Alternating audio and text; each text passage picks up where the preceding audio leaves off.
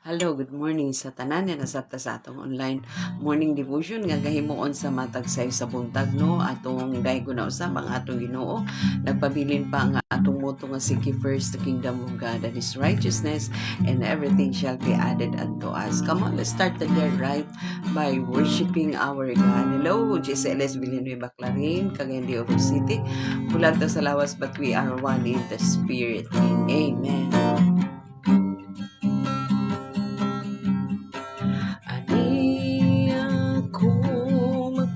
Salamat sa tanan nga gibuhat mo kanako, gi mo ako gipasaylo mo ako Lord tignan kung sala di pagkamatyan mo dito sa cross. Dahil ko simbahon yukuan ka sa tibo kung kusog una-una kasing-kasing ituboy ka o Jesus na among Diyos maluluwas o Ginoo.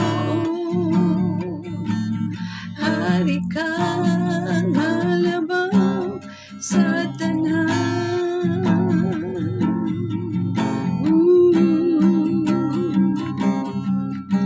Muduol akong mapausanon, umuila nga ikaw ang among Diyos. Giluan mo ako sa bilihon mong dugo, sa kamatayon mo dito sa cross. Daygono simbahon yupuan ka sa tibok kung kusog una-una kasing-kasing ituboy ka o Jesus na among Diyos maluluwas o Ginoo. Hari ka nga labaw sa tanan,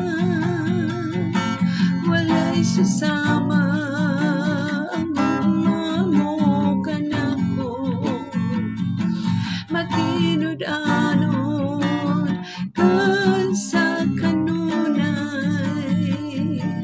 Ikaw ra gyud ang alagaron ko Diyos, ikaw ra o wala lain pa, walay susama ang gugma mo kanako, matinud-anon ka sa kanunay. Ikaw ra gyud ang alagaron ko Diyos, ikaw ra o wala lain pa. Daygono simbahon yupuan ka sa tibok kung kusog una-una kasing-kasing ituboy ka o Jesus na among Diyos maluluwas o Ginoo. Hari ka nga labaw sa tanan, hari ka nga labaw sa tanan, hari ka nga labaw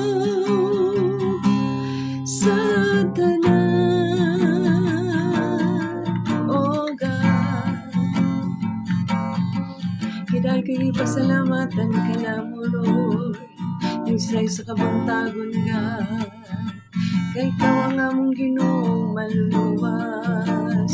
Walay sasama kayong lugar. Pagkamayo ni Lord, wala kang ginawsap. Ikaw ang Diyos na kanigilagaran na mo hangtod karon. Ug hangtod sa talangturan nga may gugmaon maluluyo. Hallelujah, hallelujah. Lord, salamat kaayo Ginoo Lord sa imong pagpukaw ka namo Ama ni minsay sa kabuntagon nga imong pang ipabuka ang among mga mata ug imong ming gi-enable nga mobangon Lord kay dili pa tungod sa imong enablement dili gyud mi makabangon uban. Salamat kaayo Lord. Aning adlaw Lord imo daw sa may pasalati ka namo Ginoo ang imong mga katingalahan nga manifestation sa imong presence ug opportunity alang ka namo Lord makaalagad kanimo opportunity alang ka namo nga makapamuhat sa mga bulaton nga sama ni Lord alang sa paghimaya kanimo Ginoo Lubos tanan opportunity nga sa matag adlaw makakinabuhi kami nga Kristohanon. Dalaygon ka Lord sa mulay katapusan ng mga dawata nga among mga pagpasalamat pagdaig paghimaya pinaagi sa gamhanan nga ngalan Ginoong Kristo nga among Ginoo manluluwas. Amen. So nanasabtan no sa pag tuon na pod sa pulong sa Ginoo nga na to sa Book of Micah humana din nato ang atong gihisgutan yesterday nga Book of Jonah. Ang last na book sa Jonah is chapter 4 nga gihisgutan nato no kay 4 chapter raman ang Jonah. So last chapter nato na hisgutan gagahapon ang chapter 4 sa Jonah ug karon na ta sa Micah. Mukuha lang gyapon ta sa highlight no diya sa Micah chapter 1 ang Micah pila ba di ka verses chapter ang Micah taas day ang Micah. So sugod ta sa chapter 1 ang atong kutloon diya sa chapter 1 nga highlight is actually ang chapter 1 it talks about Micah's announcement no din hinapod kay kini mga kini nga mga book manggod prophetic book maning niya. So majority of the messages sa mga prophetic books is pag-announce kanunay sa judgment and punishment kung dili maghinulsol ang mga katawhang pinili sa Diyos sa Israel. So morning nahitabo gyapon sa Micah no nga nag-announce na pod si Micah no. The first one nga nakita nato dinhi is Micah is announcing the judgment and punishment of Israel and Judah. Kanong Israel and Judah mangyud no tungod kay mga katawhan sila sa Ginoo nga kanang mga kaanakan nga every time nga magpadayon sa pagpakasala para makamata lang bunalan gyud. So inaani ang gabuhaton ni Lord sama sa usa ka amahan ngadto sa iyang anak nga para makamata para makamatngon nga nagpatuyang na sa pagpakasala. Actually ang sala gyud nga pinakadako kaayo sa mga katawhan sa Israel and Judah is kanang yung idolatry. Dios gyud nga nagklase-klase na lang ang mga ngalan sa ilang klase-klase na lang ang ilang gipang hatag nga mga ngalan sa ilang mga Dios ug kini number 1 nga kalikutgutan sa Dios. Andini karon sa Micah no mo nang pirmiro nga nakita nato no nga Micah is announcing the judgment and punishment on Israel and Judah. The punishment no God's punishment of Samaria, part sa Israel and Judah, Samaria no. So manang na nakita nato nga ngano gyud nga maghimo gyud si Lord og judgment and punishment no para makamata sa nagikaingon ako para makamata, especially during the time of Micah daghan kaayo mga abusers, mga abusive ug mga abusers no kana bitong during the time of Micah mo gani nga ang Israel no ang land of Israel nag-anam gid siya kagamay no kay rampant kaayo during the time of Micah nga daghan mga abusado no daghan kaayo mga especially sa kanang land grabbing during the time no mo nang nagkaanam og kagamay ang Israel kay land lumba ang mga tao, grabe ka, mga abusado kaayo ang mga tao, galumba og land grab sa yuta sa Ginoo. So that's the second reason why God kaning use Micah to announce the judgment and punishment, no, nga there are a lot of abuses or abusers of Yahweh, of God's land, no, during the time kay Yahweh gyud ang term sa nga gagamiton sa mga Israelita, Yahweh ana, no.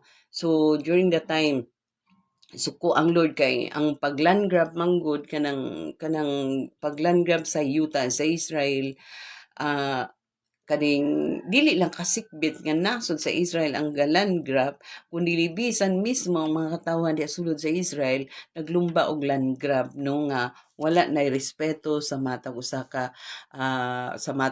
lumulupyo, no, kanang murag nahimo na hinuon nga for the sake of prostitution, murag nahimo na nga kanang ang yuta, ang ilan grab ang yuta unya ibayad, murag grabe ka isa nga tanan ang prostitution. No, it is like prostitution manggod nga ang yuta ilan grab, no, kuhaon unya dayon ibayad sa kanang for vested interest, no, pananglitan na ay usa ka butang nga gusto usa ka babae ganahan nila, no.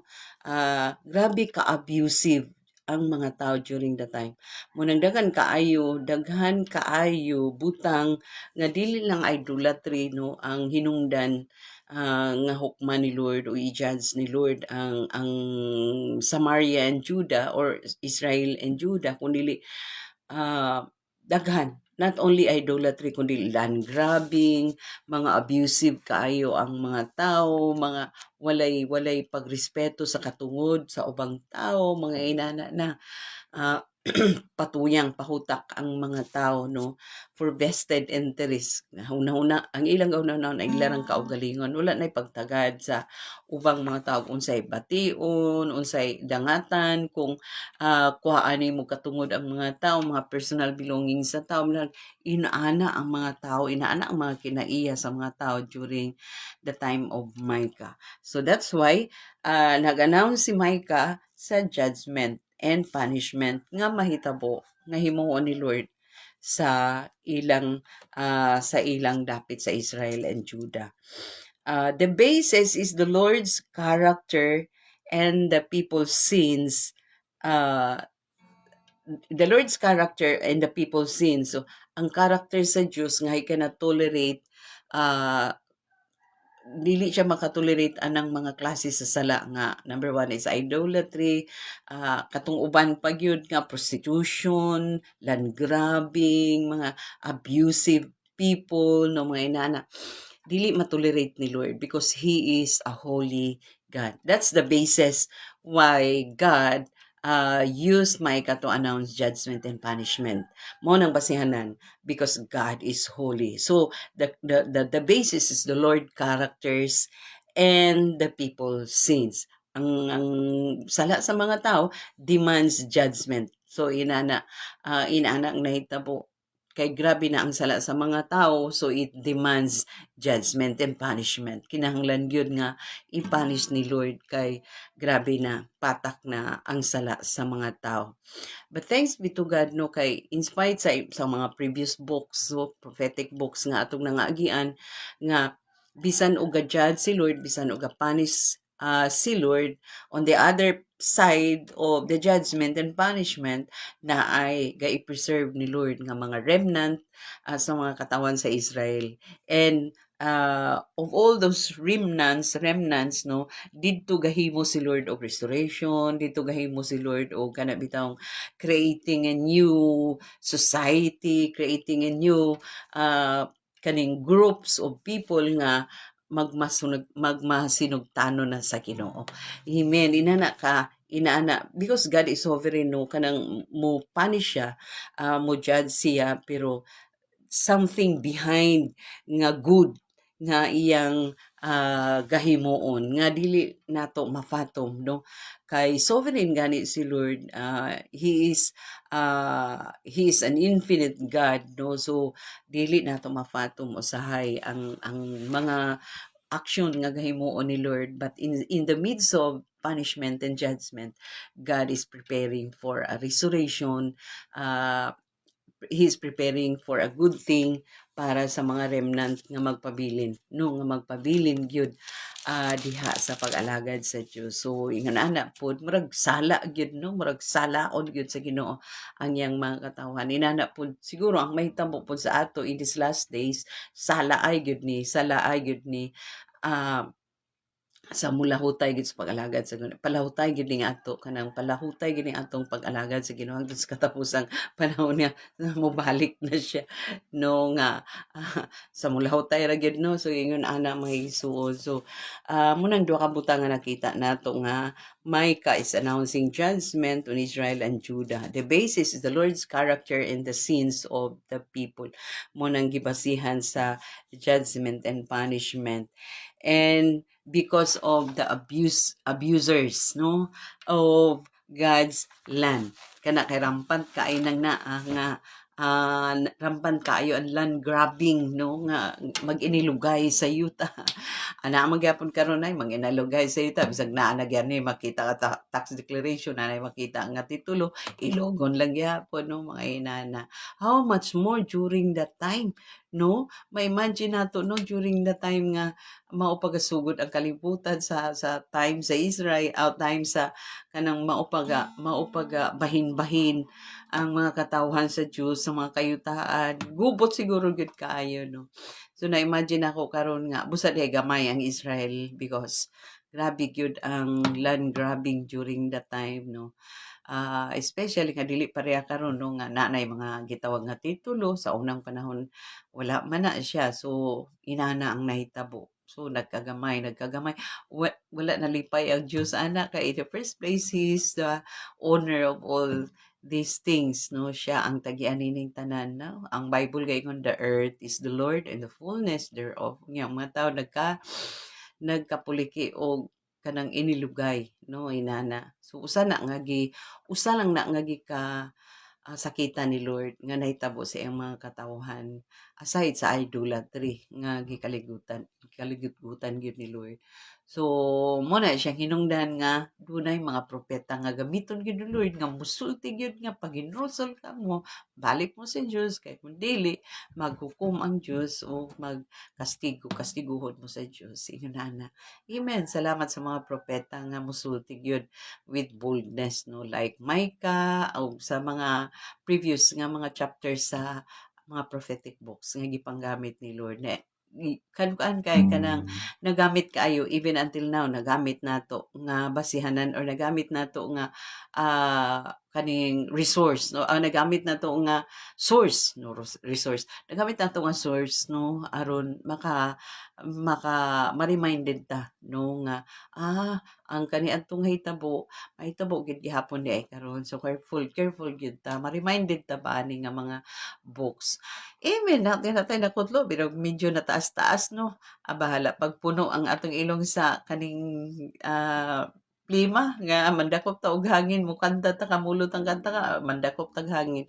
But ang importante nakahimo ta niini nga bulhaton in seeking first the kingdom of God. Amen. Naot nga na bless ta, no, natay nakutlo karon og mag-ampo ta labing balaan gamhanan.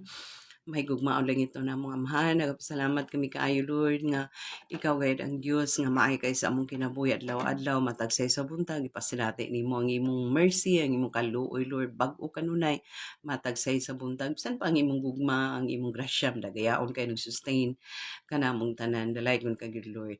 Ug naga-pray kami karon, Lord, sa mga kaigsunan nga manarbaho sa opisina, amahan, pribado o publiko nga office, ugad nga ikaw makiguban kanila, mahatag kanila wisdom, Ginoo, on how to manage sa ilang mga trabaho. Tagaig kagaan ang ilang heart sa pagpanarbaho.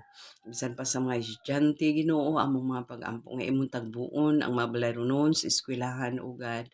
Salamat kaayo. Bisan pa sa mga teacher nga busy kay karong mga panahon na kay closing of classes, unya naay mga teacher Ginoo nga naghandle og graduation ugad sa ilang mga students.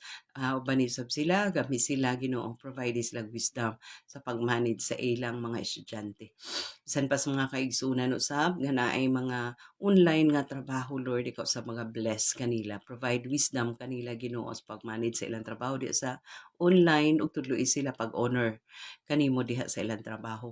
Usab sa mga kaigsunan nga naay mga negosyo nga gipang-manage, tudloy sab sila sa pag-honor kanimo ugad aron nga mo asinso, mo prosper ang ilang business Ginoo kay ang power of prosperity naa lamang gyud kanimo Ginoo.